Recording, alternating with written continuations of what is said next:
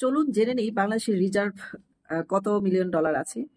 সেখানে 14ই সেপ্টেম্বরের খবরের কাগজ প্রথম আলোতে কালের কণ্ঠে প্রকাশ হয়েছে 20 বিলিয়ন ডলারের নিচে আছে বাংলাদেশের রিজার্ভ। আজকের খবর না, এটা কিন্তু 14 তারিখের খবর। বাংলাদেশ ব্যাংকের তথ্য অনুযায়ী 5ই সেপ্টেম্বর BPM-6 হিসাব অনুযায়ী রিজার্ভের পরিমাণ ছিল 2056 কোটি বা 20.56 billion dollar.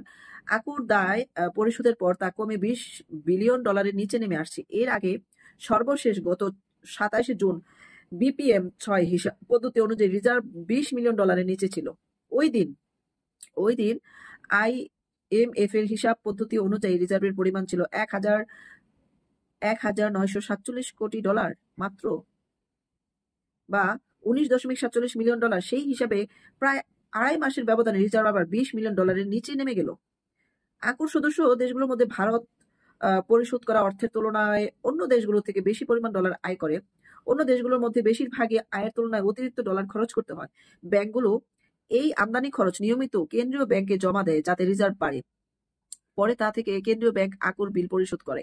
Bangladesh institute of bank management BIBM অধ্যাপক ডক্টর শাহ মোহাম্মদ আহসান হাবিব কালের কণ্ঠকে বলেন, রিজার্ভ স্থিতিশীল রাখতে হলে ফরেন এক্সচেঞ্জ মার্কেটের স্থিতিশীলতা খুবই জরুরি। যদিও এখন অনেকটা স্থিতিশীল দেখা যাচ্ছে, তবে এটা ধরে রাখতে হবে। পাশাপাশি দীর্ঘমেয়াদে ডলার আহরণ প্রক্রিয়া সমৃদ্ধ করতে হবে। যেহেতু বাংলাদেশ একটি আমদানি নির্ভর দেশ, তাই ডলার ইনকামের কোনো বিকল্প নেই। রেমিটেন্স এখানে একটি গুরুত্বপূর্ণ ভূমিকা পালন করলেও আমদানি রপ্তানি মার্কেটে ডলারের মূল্য ওঠানামা নিয়ন্ত্রণে রাখা খুবই জরুরি। ফরেন এক্সচেঞ্জ মার্কেট স্থিতিশীল না হলে সব দিকেই সমস্যা সৃষ্টি হবে।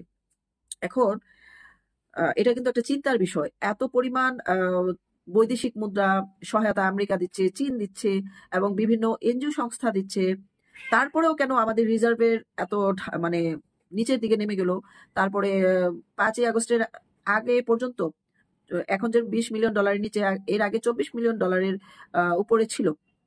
এই সরকার আসার পরে আমরা অনেক আশাবাদী ছিলাম যে বিদেশি যে প্রবাসী ভাই বোনেরা আছে তারা কিন্তু বাংলাদেশে রেমিটেন্স পাঠানো বন্ধ করে দিয়েছিল, যাতে সরকারকে চাপে ফেলে পতন করতে পারে। এখন আমরা কি দেখতে পাচ্ছি?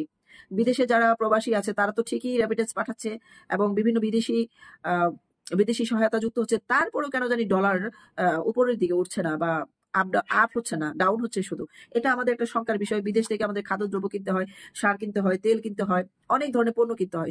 তো সেখানে আমাদের এই রিজার্ভের টাকাটাই কিন্তু কাজে লাগে, এবং দেশে যদি মহামারী দেখা দেয় তখনও কিন্তু রিজার্ভের টাকা কাজে লাগে। এমন বড় বড় বৈদেশিক বাণিজ্য যে চুক্তি করা হয় সেখানেও রিজার্ভ থেকে টাকা দেওয়া হয়।